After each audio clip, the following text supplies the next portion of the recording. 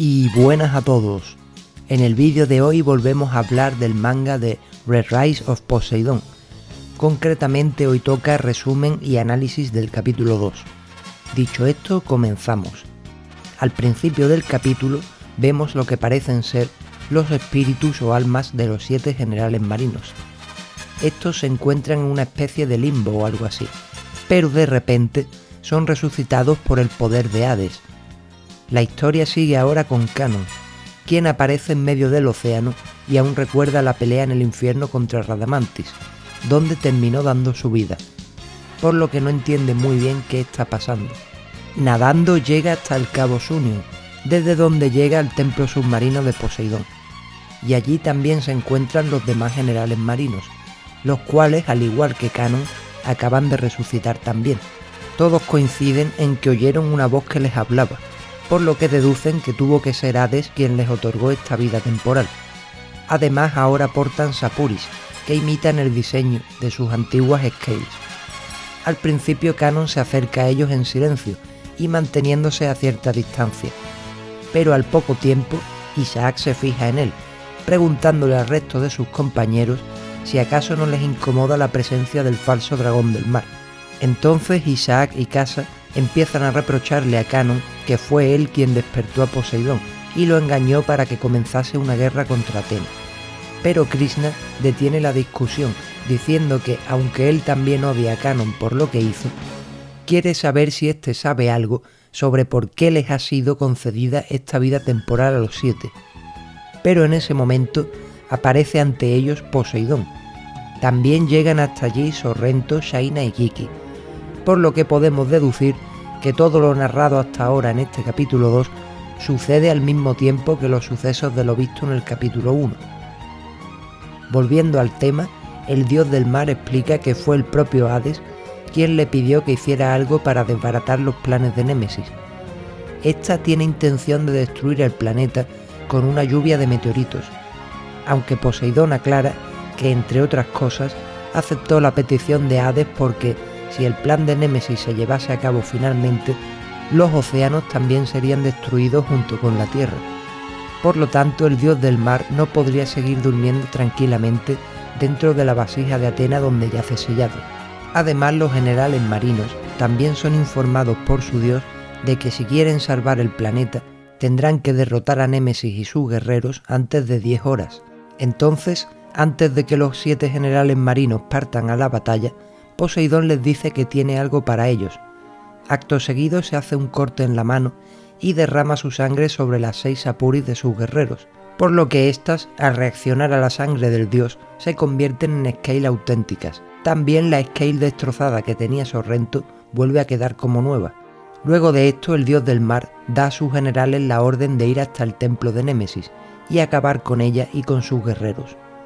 En cuanto a él, se quedará en su templo cerca de la vasija de Atenas, para que su cosmos no se vea afectado por el sello al alejarse. La idea de Poseidón es combinar su cosmos con el propio océano y usarlo para evitar la lluvia de meteoritos sobre el planeta. Aunque dice que más tarde se unirá también a la batalla. Los 7 generales marinos se marchan en dirección al templo de Némesis. Pero pronto se encuentran con alguien que les ataca desde el aire, siendo Krishna con su lanza el que bloquea los ataques de este misterioso rival. Este sujeto se presenta finalmente, diciendo que se llama Belerofonte de Silver Wings, un espíritu al servicio de la diosa Némesis. Se supone que este enemigo ha llegado casi hasta el templo submarino con la orden de dar muerte a Poseidón, por lo que Krishna le dice a sus compañeros que sigan, que él se quedará a luchar contra Belerofonte y proteger a su dios con la vida si es necesario. Así que los otros 6 guerreros siguen su camino, pero en un determinado momento, mientras Io de Scylla, Ban de Hipocampo y Siren de Sorrento están atravesando una ciudad, se percatan de que algo raro está sucediendo, ya que ven la misma fuente con la que se cruzaron hace poco, por lo que deducen que en realidad están corriendo en círculos. Además, hasta ahora no se habían dado cuenta de que se han separado de Canon, Isaac y Casa, aunque no tienen mucho tiempo para pensar qué sucede, porque en ese momento los 3 son atacados por serpientes. Pero Van se deshace de ellas rápido, de repente todo cambia y parece que están atrapados en una pequeña porción de suelo, rodeados del vacío más absoluto. Io de Scylla usa sus técnicas de los murciélagos para encontrar la salida a través de estos animales, pero se da cuenta de que hay algún tipo de energía que está alterando la percepción de los murciélagos y confundiéndolos. Finalmente Sorrento parece que se ha dado cuenta de lo que sucede en realidad, así que empieza a tocar su flauta, consiguiendo poner fin a este hechizo o ilusión con el que estaban atrapados. Cuando todo se disipa, se encuentran de frente con una guerrera que porta un arpa, la cual se llama Terpsícore de música, y como era de esperar, es Sorrento quien le dice a sus compañeros que sigan mientras él se queda a pelear con ella, por lo que en próximos capítulos veremos un duelo musical. Mientras tanto, en el templo de Némesis, Cadmos informa a su diosa de que los 7 generales marinos de Poseidón están viniendo, y junto a Cadmos podemos ver a los otros 2 guerreros de Némesis, los cuales aún no conocemos. Volviendo con Némesis, esta no termina de entender por qué Poseidón está dispuesto a proteger a la Tierra, cuando en el pasado intentó castigar a la humanidad mediante un gran diluvio. Pero finalmente dice que no importa, y que los humanos pronto conocerán el verdadero terror de sus spirits. Y hasta aquí el resumen del capítulo 2. Ahora vamos con el análisis de cosas que me han llamado la atención. Lo primero fue el hecho de que, cuando Canon llega donde están sus antiguos compañeros de armas, lo hace en silencio, y sin hablar ni mirar a alguno de ellos a la cara. Esto puede ser visto como algo engreído o soberbio, pero en realidad me da la impresión de que es una forma de expresar su vergüenza o arrepentimiento. Es decir, no se siente digno de mirarlos a la cara después de lo que hizo. Recordemos que 5 de los 7 generales marinos murieron en una guerra que no debió comenzar, ya que todo fue obra de la intervención de Canon, que engañó a Poseidón para que luchase contra Atenas. Ahora, cambiando de tema, podemos ver también que las Apuris valieron verga, ya que rápidamente son convertidas en Scales con la sangre de Poseidón. También, si lo pensamos, es algo lógico. Se podía suponer que Poseidón no permitiría que sus generales vayan por ahí luciendo armaduras hechas por otro dios. Digamos que es un tema de orgullo entre dioses. Además, sigue siendo muy probable que más adelante, posiblemente en la batalla final contra Némesis, los generales marinos hagan arder su cosmos al máximo y sus Scales se conviertan en divinas, ya que han sido bañadas con la sangre de un dios. Como dato curioso, hay que mencionar que Sorrento es el único de los 7 generales marinos que no porta nunca una Sapuri, ya que él nunca llegó a morir en batalla. Además, en la breve conversación entre los generales marinos que se muestra al comienzo, podemos observar ciertos patrones de personalidad entre ellos. Parece ser que Kasa, por ahora, es el alivio cómico del grupo. Krishna parece ser el, entre comillas, sabio o racional. Y Canon apunta maneras de ser una especie de Iki. Se muestra frío y distante ante los que fueron sus antiguos compañeros y seguro que en capítulos posteriores protagonizará entradas o momentos épicos. Por último, tenemos a Sorrento, que parece ser que será algo así como el prota honorable del grupo. Y respecto a Isaac, Io y Van, no he visto de momento rasgos concretos, más allá de los coprotagonistas de shonen genéricos. Es decir, se les ve impulsivos y valientes, pero poco más. Más adelante, los 7 generales marinos parten a la batalla por orden de Poseidón, pero este se queda en su templo cerca de la vasija, para así poder aumentar su cosmos y usar el océano para proteger a la Tierra de la lluvia de meteoritos. La verdad es que me gustó ver a Poseidón siendo ahora una especie de Ateneo o algo así. Pero por ahora, su motivo para proteger la Tierra me sigue pareciendo muy egoísta.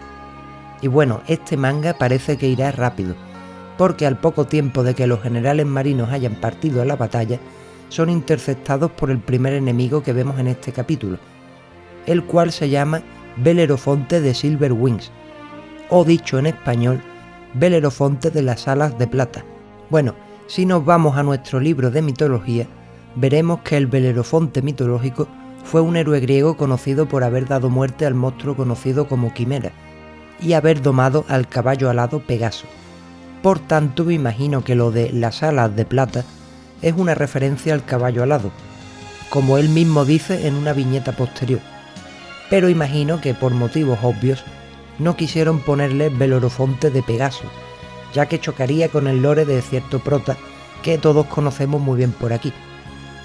Por último, tengo que añadir que me parece muy interesante este duelo de Belerofonte versus Krishna, ya que en la mitología, Pegaso, el caballo que domó Belerofonte, era hermano del gigante Crisaor, el cual representa a la scale de Krishna. Además, este Belerofonte dice que él y los otros 4 guerreros al servicio de Némesis son conocidos como los Spirits. Y ahora os quiero preguntar algo. ¿No se os parece un poco este nuevo adversario a Frodi? El que fue el primer God Warrior que aparece en Soul of Gold y pelea contra Ioria. La cara y el pelo largo por detrás que tienen ambos no creo que sea casualidad. Y ya que mencionamos antes a la mitología, creo necesario mencionar a Cadmos, el enemigo del capítulo 1 de este manga y también esbirro de Némesis. En los relatos mitológicos griegos, Cadmos era conocido por haber matado al dragón de Ismenos. Así que, teniendo en cuenta que Cadmos mató al dragón y Belerofonte a la quimera, es posible que los 5 Spirits estén inspirados en antiguos héroes griegos que dieron muerte a monstruos. Y como dato aún más curioso, en la mitología, Cadmos, Belerofonte y Perseo son considerados asesinos de dioses, por lo que es probable que Perseo forme parte también del ejército de Némesis. También al final de este capítulo 2 aparece una nueva enemiga que porta un arpa, la cual estaba claro que se enfrentaría, como dije, contra Sorrento, ya que ambos portan instrumentos, por lo que se avecina un duelo musical en los próximos capítulos. Esta guerrera, por cierto, se llama Terpsícore de la música, y está inspirada en una musa de la danza de la mitología griega. Quizás algunos estáis pensando ahora que esta guerrera no está relacionada a ningún monstruo, como el caso de Belerofonte o Cadmos. Pero si miramos la mitología, Terpsícore es considerada la madre de las sirenas. A priori puede parecer que Terpsícore no pega mucho respecto a los otros guerreros de Némesis que ya hemos visto, pero creo que la metieron en la obra para tener a un guerrero musical, ya que parece que hay uno en cada ejército. Por ejemplo, tenemos a Orfeo de Lira en el ejército de Atenas, Farao de la Esfinge en el ejército de Hades, Min de Benetash en el ejército de Isla y el propio Siren de Sorrento en el ejército de Poseidón. Ya para cerrar el vídeo, os dejaré un dato muy curioso y un poco turbio sobre los Spirits de Némesis que hemos visto hasta ahora. Parece ser que los Spirits podrían representar a héroes mitológicos que sufrieron algún tipo de desgracia, buscaron venganza o fueron castigados de algún modo por los dioses. Por ejemplo, Belerofonte se volvió arrogante debido a la fama que le dieron sus hazañas, por lo que se creyó casi un dios e intentó subir sin permiso al Olimpo, montado a lomos de Pegaso. Pero Zeus lo castigó por su soberbia lanzando un rayo que dio en la pata de Pegaso. El caballo alado, ante el dolor del impacto, se revolvió y tiró a Belerofonte, quien cayó al vacío y murió. Y en el caso de Cadmos, este fue castigado por matar al dragón de Ismenos, que era hijo del dios Ares. En cuanto a Terpsícore, no he encontrado nada parecido en su relato mitológico, así que solo queda esperar a que aparezcan los 2 enemigos que faltan y ver qué nos dice la mitología sobre ellos. Y hasta aquí el vídeo de hoy, espero que os haya gustado y si tenéis cualquier duda, curiosidad, aporte, queja, etc., dejadlo por favor en los comentarios. Así que esto ha sido todo, muchas gracias y hasta otra.